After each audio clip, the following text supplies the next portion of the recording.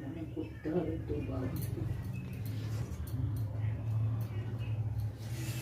তো ছাড়বো এবার। এবার কি ছাড়ছো?